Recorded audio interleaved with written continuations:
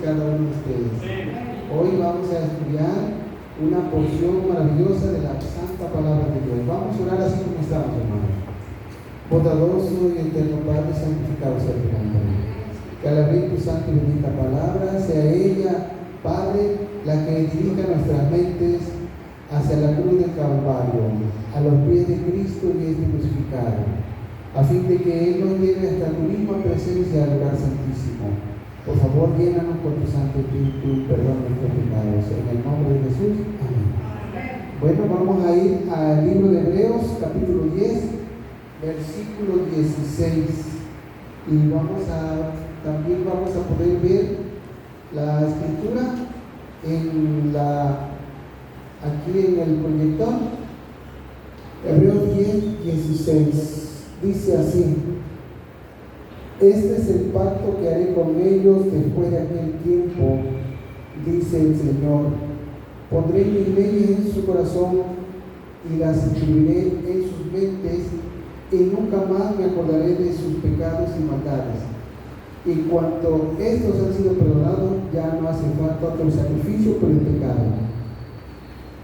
En el libro de Hebreos, el apóstol Pablo, en la carta a los Hebreos, dice un escrito que se encuentra en el libro de Jeremías 31-33 y habla del nuevo pacto. Y ahí dice: este es el pacto que haré con ellos. Después de aquellos días, dice el Señor, pondré mis leyes en sus corazones y en sus mentes las escribiré. Entonces aquí tenemos una diapositiva donde podemos ver que los primeros 4 mandamientos se tratan acerca de amar a Dios. Le preguntaron al Señor Jesús: ¿cuál es el mandamiento más grande de la ley? Y el Señor Jesús dijo, ¿cómo dijo? Amarás a Jehová tu Dios con todo tu corazón, con toda tu mente, con toda tu alma, con todo tu ser y con todas tus fuerzas. Y el segundo es semejante: amarás a tu prójimo como a ti mismo. En esos 2 grandes mandamientos resumió Jesús los 10 mandamientos. No quiere decir que Jesús abolió los 10 mandamientos y que ya no debe de amarse a Dios y que ya no debe de amarse al prójimo, no. Sino que lo que significa que Jesús dijo: amarás a Jehová tu Dios sobre todas las cosas y amarás a tu prójimo como a ti mismo, significa que los primeros 4 mandamientos hablan del amor a Dios, porque el que ama a Dios, el primer mandamiento dice: no tendrás dioses ajeno delante de mí. Si amas a Dios, no vas a tener a dioses ajeno delante de Dios. El segundo mandamiento habla de no hacernos imagen y postrarnos ante ella. El que ama a Dios con todo su corazón, con toda su mente y su alma, no va a formarse una imagen, no va a formarse un ídolo o un pedazo de madera y lo va a hacer una imagen y se va a mostrar, le va a prender veladoras. Eso está prohibido por la palabra de Dios. Entonces, cuando Jesús dijo: amarás a Jehová tu Dios con todo tu corazón, con toda tu mente, con toda tu alma, se estaba refiriendo a que los primeros 4 mandamientos no significa que ya quedan abolidos por las nuevas palabras que Él dijo, sino que están resumidas en las palabras que Él declaró. El tercer mandamiento habla de: no tomarás el nombre de Jehová tu Dios en vano. Entonces, al amar a Dios sobre todas las cosas, no voy a tomar el nombre de Dios en vano. Y el cuarto mandamiento dice: acordarte del día de reposo. Entonces, la persona que ama a Dios, la persona que ama a Dios no tiene dioses ajenos, no se hace imágenes, no toma el nombre de Dios en vano y guarda su día de reposo. Eso es lo que dicen los primeros 4 mandamientos.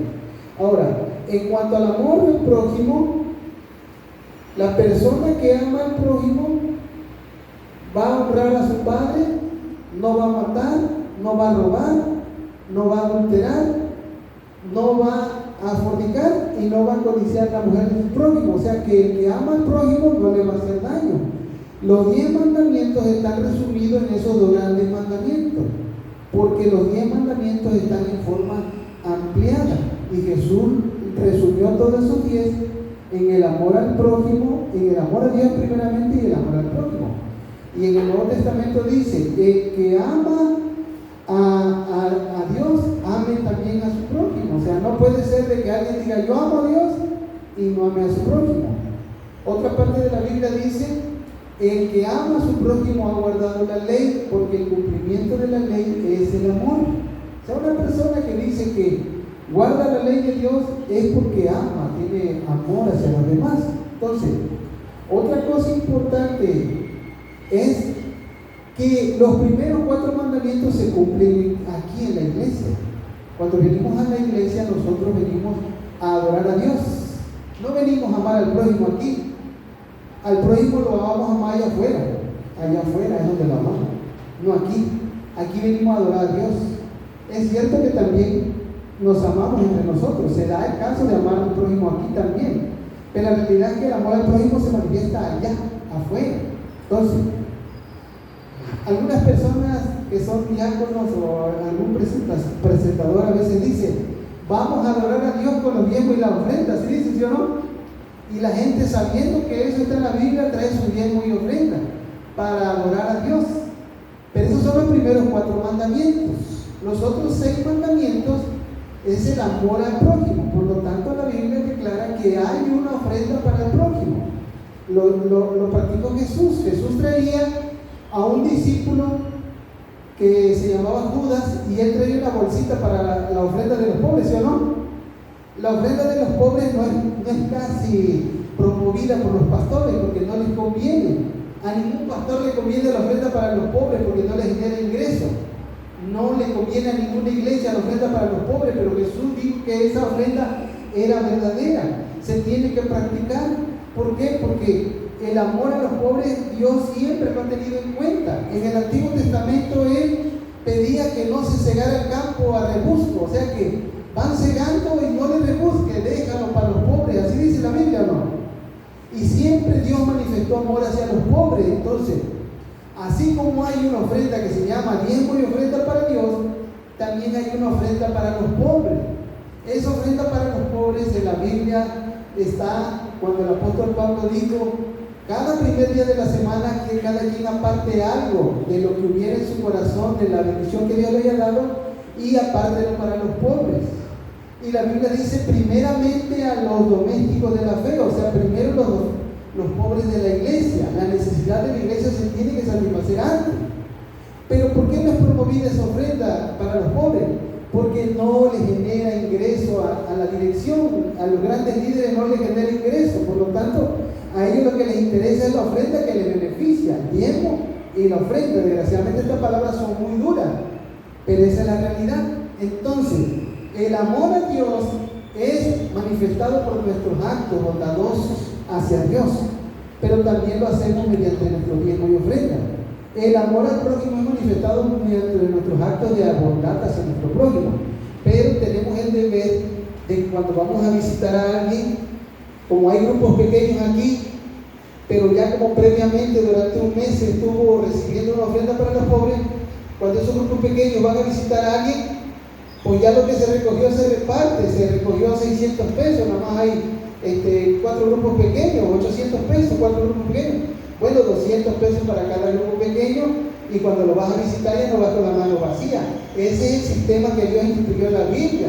Pero a veces cuando vamos a visitar a alguien, un día fuimos a visitar con mi hijo y le dieron un pay de queso a mi niño chiquitito, y a la persona que fuimos a ver, a mi niño le dio el pay de queso, se ofendió. Su hijo de la señora se ofendió y tenía razón, porque como está enfermo, lo que ellos necesitan es un apoyo tangible, que lo vean, ¿me entiendes? Ahí la Biblia lo enseña, la Biblia lo marca. Pero si no se hace así, pues el Evangelio camina más despacio. Aunque también es cierto que Jesús habló de eso, que cuando alguna persona le lleva un beneficio, le tienes que aclarar, ¿sabes? Esto es por ahora, porque hay otros enfermos. Porque si no, la persona cada vez que lo vayan a visitar va a pensar que le van a llevar mucho dinero, y no es así tampoco, porque la necesidad es muy grande. Entonces, el nuevo pacto se trata de las promesas de Dios. El pacto antiguo son las promesas de los hombres. Los hombres dijeron, nosotros haremos y obedeceremos todo lo que Dios diga, le dijeron a Moisés. Ese es el pacto antiguo, las promesas que el hombre hace. Pero el pacto nuevo son las promesas de Dios de que Él puede introducir a su cielo, a su pueblo. Ese es el nuevo pacto. Entonces, Vamos a ver tantito la historia de Israel, de cómo Dios a Israel en el Antiguo Testamento le dio toda la verdad. Los judíos no necesitan ir al Nuevo Testamento para saber la verdad. Ellos en el Antiguo Testamento lo tienen todo, porque Dios en su sabiduría sabía que los judíos no iban a creer en Jesús. Dios sabía que los judíos no iban a creer en el Nuevo Testamento. Entonces Dios en el Antiguo Testamento le dio la historia desde la creación hasta que Dios le ponga punto final al pecado.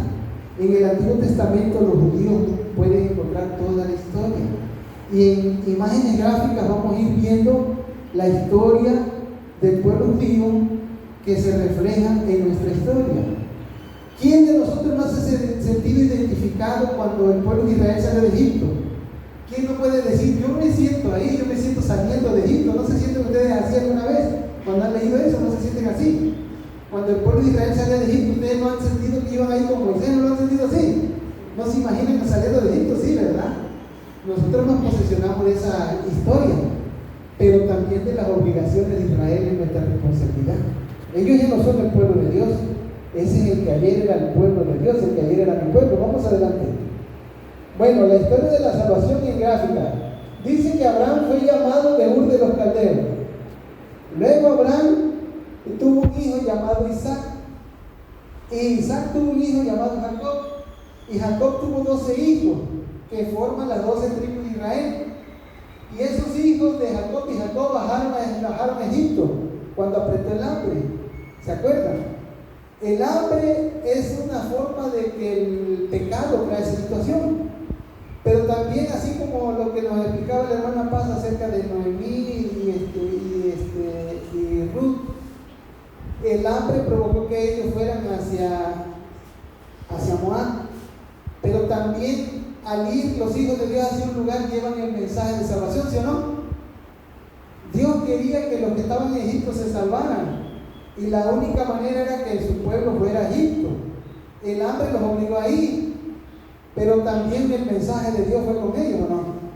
Varios egipcios, cuando salieron de Egipto, varios egipcios creyeron, ¿no? Vamos adelante, por favor. También apúntale a la diapositiva, de vez en cuando. Los 12 hijos de Jacob, miren, los de Lea son los que están así como en color guinda. Los de Silpa son los que están de color amarillo, los de Bilha verde y los de Raquel de azul. Los 2 hijos de Jacob aquí están: Rubén, Simeón, Leví, Judá, Dan, Neftalí, Gad, Aser, Isaacar, Zabulón, José y Benjamín. De esos son los patriarcas. De esos 12 hombres descendió toda la tribu de todo el pueblo de Israel. Adelante, por favor. De uno de esos hombres patriarcas llamado Leví nació Moisés. Y como había un decreto de que todo niño varón fuera matado, la mamá de Moisés calafateó una canasta de brea y lo puso en el río. Y su hermanita mayorcita estaba vigilando, y la hija de Faraón bajó y vio la canastita y le dijo a una de sus siervas que fuera por la canasta, y traía un niño hebreo por la vestimenta, se veía que un niño hebreo, pero ya ella lo adoptó como su hijo, y entonces la niña pues ya estaba ahí presta para en el momento que sucediera eso. Ya tenían ellos la idea de que podía pasar algo así, pero no pensaron que fuera a ser la hija de Faraón, y lo sacó del agua, y entonces la niña rapidito fue con ella: yo te consigo a alguien que lo críe, y precisamente era la mamá del niño. Y ya pues, con la autorización de la hija del Faraón, pues ya Moisés, que le puso así porque dice salvado de las aguas. Moisés fue salvado de las aguas. Ahora sí, Moisés fue salvado, y mediante Moisés Dios trajo salvación al pueblo de Israel. Adelante, hermano. Pero un día Moisés mató a un egipcio, y entonces Moisés tuvo que huir cuando se supo esto. Y entonces Moisés llegó a Madián, y allá en Madián Moisés estuvo viviendo en la tierra de Yetro, tanto así que se casó con una hija de Yetro llamada Séfora, y tuvo unos hijos. Tuvo uno que se llamó Gerson. Moisés huyó de Egipto, estuvo por 40 años en la tierra de Madián, que hasta se le olvidó el idioma egipcio. Adelante, hermano. Moisés caminó algo de distancia, porque caminó desde Egipto hasta Madián, son 480 kilómetros. A veces hay personas que dicen que uno no debe de venir a la iglesia. Si ya no vayas a la iglesia camina apostasía, se dice. No, hermano. La Biblia dice, no dejando de congregarnos como algunos tienen por costumbre, y tanto más que veis que el día se acerca. Moisés caminó 480 kilómetros, el pueblo de Israel también caminó, y nosotros también caminamos, ¿cómo no? Caminamos de nuestra casa a la iglesia, a veces hay sol, a veces hay lluvia, a veces hay frío, ¿sí o no? Pasamos lo mismo, a veces lo hacemos de día, a veces de noche, pero tenemos que caminar. ¿Cómo de que ya no vamos a venir al templo? Cuando ya los templos estén cerrados por el gobierno, que ya no haya más, bueno, entonces sí, pero mientras tenemos que venir a la casa de oración o no. La Biblia lo dice claramente, no dejando de congregarnos. Solamente que una persona esté en silla de ruedas, que esté como con un suero, que esté con oxígeno, pues a lo mejor la persona no puede venir, pero una persona que esté en sus facultades tiene que presentarse ante el Señor. Dios tiene templo aquí en Cosoleacaque, que los hermanos católicos van a su templo, los testigos a su templo, los pentecostales a su templo y los adventistas a su templo, donde la persona, su corazón siente que Dios lo llamó ahí se debe de presentar, ahí debe llevar su diezmo y ofrenda, en donde lo llamó Dios, pero debe de ir. No es eso de que es que en mi casa, no, en la casa, hermano, después que prende la televisión, el está haciendo ruido, no te unes en canto a Dios, no te postras ante Él, es diferente. La casa de oración siempre va a ser diferente a nuestra casa. Es cierto que nuestra casa debe ser un pedacito de cielo, pero la casa de Dios es la edificación que se consagró a Él. Dice que Moisés vio una zarza ardiendo, pero no se consumía. Dios lo llamó. Dios llamó a Moisés, y Moisés fue un hombre de valor. Adelante, hermano. Moisés, Dios le dijo que se presentara ante el faraón y que le dijera, deja ir a mi pueblo. Y Moisés llevó a cabo esa obra de manera fiel. Adelante, la Biblia dice que Moisés fue fiel en toda la casa de Dios. Es aquí donde yo les decía, hermano, ¿a poco ustedes no se ven aquí adentro de estos personajes? Les dice, yo estaba ahí, yo me siento en esa historia, yo siento que yo estoy saliendo de Egipto, pero vamos hacia la libertad de Cristo. Entonces, eso fue una historia que los pueblos cristianos la han hecho suya, porque esa es historia del pueblo de Israel, pero todos los cristianos se sienten identificados. Cuando vemos una película de ese Egipto o leemos la Biblia acerca de eso, nos sentimos identificados, nos sentimos vivos. Adelante, hermano. Entonces dice la Biblia que Dios le dijo a Moisés que levantara su mano y abriera el mar, y que el soplo de Dios, el aliento de Dios, abrió el mar. Cristo estaba al lado de ese hombre, porque los salmos así lo dicen. Así dice, ¿dónde está aquel que estuvo con Moisés, el que estuvo al lado de Moisés? Cristo estaba al lado de Moisés, y Moisés pudo conducir a ese pueblo. Si Moisés lo hubiera hecho solo, no hubiera podido conducir a nadie a la victoria. Adelante, hermano, por favor. En el caminar de Israel, Dios le dio la ley. Eso es un evento que Dios se lo dio a él. Yo amo mucho a mis hermanos testigos de Jehová, de verdad los amo. Yo no hay revista que ellos tengan que yo no haya leído. Todos sus libros los he leído, todo. Pero hay una cosa que me llama la atención. El nombre de Jehová, ¿de dónde lo saca? ¿Del Antiguo Testamento o del Nuevo? Del Antiguo. Pero también en el Antiguo Testamento hay una montaña grande, el Sinaí. Y en el Sinaí Dios le dio la ley de Dios. Si tomamos el nombre de Jehová del Antiguo Testamento, también su ley es valiosa, ¿no? Pues el único lugar donde está escrito el nombre de Jehová, ¿o no está escrito ahí? ¿En qué parte de la Biblia Dios escribió su nombre? ¿En qué parte de la Biblia? En la ley dice en el cuarto mandamiento, acordarte del día de reposo, 6 días trabajarás y harás toda tu obra, mas el séptimo día es reposo para tu Dios Jehová. Ahí está su nombre, lo escribió con su dedo. Si tomamos el nombre de Jehová en alto, también tenemos que tomar en alto su ley, porque su ley es la que lo exalta, lo señala a Él como el Creador. Y Él tiene un día de reposo, el sábado. La Iglesia Católica dice, no, es el domingo, porque nosotros por la autoridad de la Iglesia lo cambiamos. Pero eso no tiene poder para el cristiano, esa es autoridad de la Iglesia Católica. Ella es la que dijo que el domingo es día de reposo. Pero Dios dice, yo no cambio, yo soy el mismo, Jesucristo es el mismo de ayer, hoy y siempre. La ley es la ley. Querramos o no lo querramos, la ley de Dios ahora ya no va a ser escrita en tablas de piedra, porque en el nuevo pacto leímos que dice: este es el nuevo pacto, escribiré mis leyes en sus mentes, la escribiré en sus corazones, la escribiré en sus mentes y en sus corazones. Antes la ley estaba escrita en tablas de piedra, Dios la escondió, porque ahora quiere escribir con su dedo su ley en nuestros corazones, porque la ley es amor a Dios y amor al prójimo. Porque si amo a Dios y soy malo con mi prójimo, pues no tiene sentido. Ese no es verdad. El amor a Dios se manifiesta en el amor a los demás, al hijo, al esposo, a la esposa y hasta a los enemigos, porque Jesucristo dijo: Padre, perdónalos porque no saben lo que hacen. Entonces, sigamos adelante. Pero resulta que cuando Moisés se tardó, porque estuvo 40 días ayunando, el hombre estuvo ayunando, pues Israel agarraron y fueron con Aarón y dicen: Aarón, pues Moisés, quién sabe qué le pasó. Haznos dioses que vayan delante de nosotros. Y Aarón, presionado por la gente, cuando la gente te presiona, de pronto casi hace lo que ellos dicen: se te van encima los golpes. O tráigame los aretes y tráigame los zarcillos de oro que le quitamos a Egipto.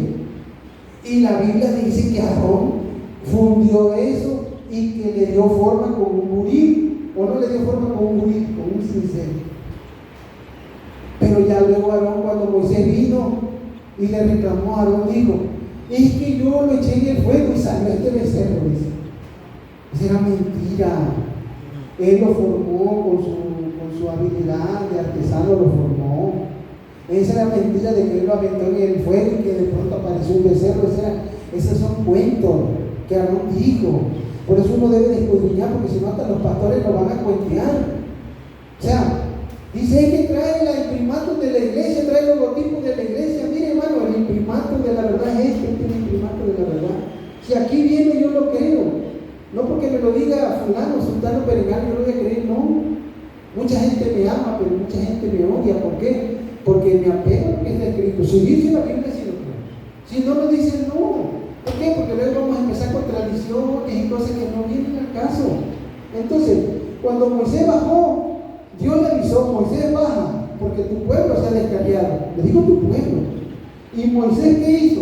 Al ver el becerro, la ira santa de Dios se posesionó de Moisés. ¿Y qué hizo? Quebró las tablas de la ley, no las quebró. Ese acto de quebrar las tablas de la ley significa que un día ese pueblo de Israel iba a ser desechado. Las nuevas tablas de la ley ya no iban a ser para Israel, iban a ser para el mundo cristiano. Pero ahí estaba profetizado, pero el pueblo no lo veía, estaban cegados sus ojos, pues habían estado en pecado adorando a un becerro de oro. Puede que nosotros ahora mismo en la actualidad estemos adorando un becerro de oro. Puede que los ministros, los pastores, las iglesias estén adorando un becerro de oro, una adoración inventada por ellos, cosa que Dios no pide. Tenemos que ir a la Escritura para que la Escritura sea la que nos diga que es verdad, que es mentira, para que la Escritura nos diga: este es el camino, por él andar. Por eso el Señor manda a escudriñar la Escritura, no a leerla, sino a comparar versículo con versículo, para ver cuál es la voluntad de Dios, porque el engaño va a ser muy semejante a como la cizaña se parece al trigo. La cizaña se parece tanto al trigo que los mira, son iguales, pero cuando le hace hacer trigo queda semilla, y cuando le hace hacer la cizaña no queda nada más que el puro polvo. Adelante, hermano. Bueno, ahora vamos a ir a Éxodo 32, 1 al 3. Dice: cuando el pueblo vio que Moisés tardaba en bajar del monte, la gente se congregó alrededor de Aarón y le dijeron: levántate, haznos un Dios que vaya delante de nosotros. En cuanto a Moisés, el hombre que nos sacó de la tierra de Egipto, no sabemos qué le haya acontecido. Aarón le dijo: quiten los pendientes de oro de las orejas de vuestras mujeres, de vuestros hijos, de vuestras hijas, y traédmelos. Entonces todo el pueblo se quitó los pendientes de oro que tenían en las orejas y los llevaron a Aarón. La gente no se quita los pendientes de oro para darle al prójimo, para darle a Dios, pero para hacer un becerro de oro rapidito se lo quitaron, ¿sí o no? Para pecar estamos levantando la mano, vamos a cooperar, con tal es una fiesta. Y ahí está la gente haciendo fiesta para el deleite de los hombres. Y él los tomó de sus manos y le dio forma, ¿cómo dice? Le dio forma con buril. Pero él mintió. Él hizo de ellos un becerro de fundición y ellos dijeron: este es tu Dios, Israel, que te ha sacado de la tierra de Egipto. Ese era el que lo sacó de la tierra de Egipto. Esa era mentira. Quien lo sacó de Egipto fue el Dios vivo y verdadero. Esa era mentira, la gente estaba tan cegada. Cuando Aarón vio esto, edificó un altar delante del becerro. Miren nomás, Aarón, el que fue llamado como sumo sacerdote, miren lo que estaba haciendo. Y Aarón hizo una proclama diciendo: mañana será fiesta para el Señor. O sea, todavía mezclaba la verdad con el error. Dice: vamos a tener una fiesta para Dios a través de este becerro. Y al día siguiente se levantaron temprano, ofrecieron holocausto, trajeron ofrenda de paz, el pueblo se sentó a comer y a beber y se levantó a regocijarse. Hermano, es lo que el mundo cristiano puede estar haciendo, está regocijándose en algo que Dios no le mandó. Se puede estar adorando un becerro de oro sin darse cuenta. Adelante, hermano. Entonces el Señor le habló a Moisés. Siempre es Dios el que le habla a su siervo. El siervo no va a saber bien las cosas, Dios es el que te aclara las cosas.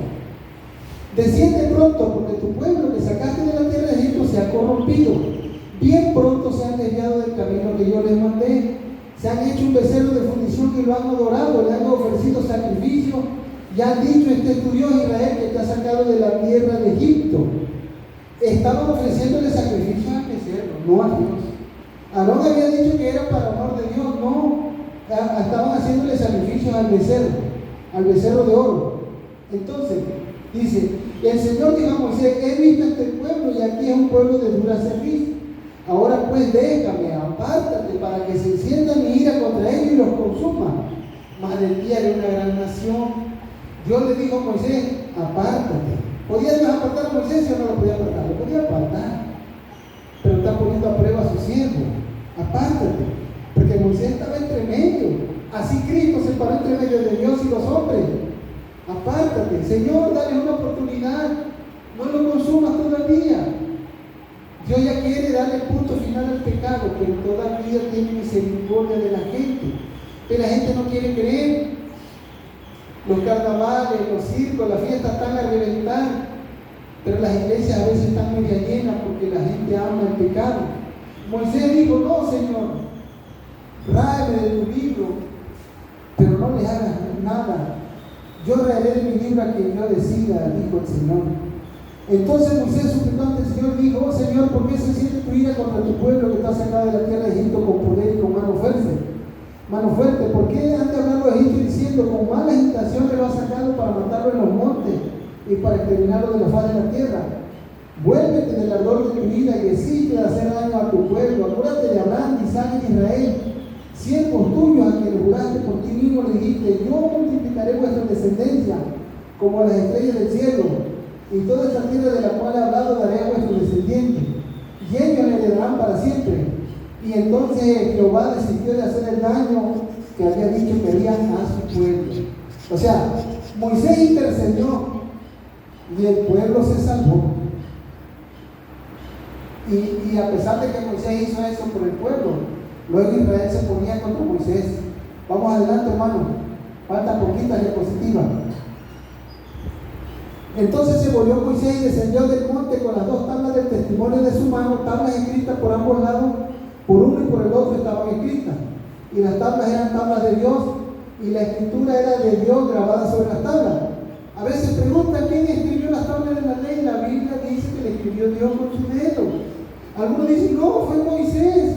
Moisés escribió un libro que se llama el libro de la ley, que fue puesta fuera del arca, en donde venían los ritos, venían los estatutos, venían dogmas, venían fiestas, venían sábados ceremoniales, venían ritos y ceremonias. Eso quedó clavado en la cruz, pero la ley de Dios estaba dentro del arca, esa es eterna como Dios. Entonces, dice: al oír Josué el ruido del pueblo que gritaba, dijo Moisés: hay grito de guerra en el campamento. Pero él no respondió. Moisés dijo: no es ruido de gritos de victoria, no es ruido de lamentos de derrota, sino que son voces de canto, voces de algarabía, voces de algaraza. Y sucedió que como tan pronto como Moisés se acercó al campamento, vio el becerro la danza y se encendió la ira de Moisés. Arrojó la tabla de su mano y la hizo pedazo al pie del monte. Y tomando el becerro que habían hecho, lo quemó en el fuego, lo movió hasta reducirlo a polvo y lo esparció sobre el agua e hizo que los hijos de Israel la bebieran. La ira de Dios se manifestó a través de Moisés. Adelante, hermano. La otra diapositiva. Vamos a aquí con calma. La adoración del becerro de oro fue una gran ofensa a Dios y un acto de rebeldía. ¿Sí o no, hermano? Fue una ofensa grande a Dios. Pues lo había sacado de Israel, lo habían pasado por el Mar Rojo, los había cuidado con amor, como una madre cuida a su hijo. Y mire cómo le pagaban. Y la destrucción de las tablas fue una destrucción de la ira de Dios y de la seriedad del pecado. Hay gente que le gusta adorar a Dios, pero le gusta el pecado. No, la adoración a Dios implica abandono del pecado. Porque Jesús dijo, todo aquel que pone su mano en el arado y voltea hacia atrás, no es digno de mí. Hay que abandonar el pecado si queremos seguir a Dios. ¿Creen que si yo sigo a Dios desde muy joven, se me va a robar mi juventud? No. La historia de jóvenes que fueron valiosos fueron escritas cuando se acercaron a Dios. Los jóvenes más importantes, los jóvenes más trascendentales son los que siguen a Dios. Dios les da la victoria más mejor, como si ellos la provisionaran, como si ellos dicen, yo quiero este éxito, Dios se lo multiplica 100 veces. Cuando un joven, una señorita se pone bajo la mano de Dios, Dios le da el éxito, como se lo dio a los jóvenes hebreos y a muchos otros que fueron jóvenes. Adelante. Y dijo Moisés a Aarón, ¿qué te ha hecho este pueblo que has traído sobre él tan grande pecado? Mire la respuesta de Aarón. Aarón respondió, no se enoje mi señor, tú conoces al pueblo que es inclinado al mal, porque me dijeron, haznos dioses que vayan delante de nosotros. Porque este Moisés, el varón que nos sacó de la tierra de Egipto, no sabemos qué le haya acontecido. Y yo le respondí, ¿quién tiene oro? Apartarlo. Y me lo dieron. Y lo eché en el fuego y salió este becerro. Así dijo. ¿Era cierto eso? No. Él le dio forma. La Biblia lo dijo antes. Nada más que él dijo, lo eché en el fuego y salió este becerro. La autojustificación se dio en el padre de la mentira, en Satanás. Y luego se ha reproducido en muchos hombres que a pesar de que han sido llamados por Dios, luego para fundamentar un acto pecaminoso, dicen, es que sucedió por acto de magia es mentira.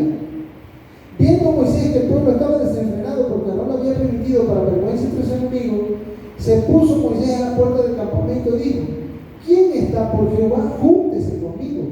Y se juntaron con él todos los hijos de Leví y le dijo, así ha dicho Jehová Dios de Israel, ponga cada uno su espada sobre su muslo, pasen y volved de puerta a puerta por el campamento, maten cada uno a su hermano, a su amigo y a su pariente. Y los hijos de Leví lo hicieron conforme al dicho de Moisés, y cayeron en aquel día del pueblo como 3,000 hombres. Entonces Moisés dijo, hoy os habéis consagrado a Jehová, pues cada uno sea consagrado a su hijo y su hermano, para que hoy él dé bendición sobre vosotros. El acto de haber adorado el becerro de oro provocó que Israel fuera desechado, porque hubo un juicio y fueron matados como 3,000 hombres. Aparte de eso, adelante hermano, dice la Biblia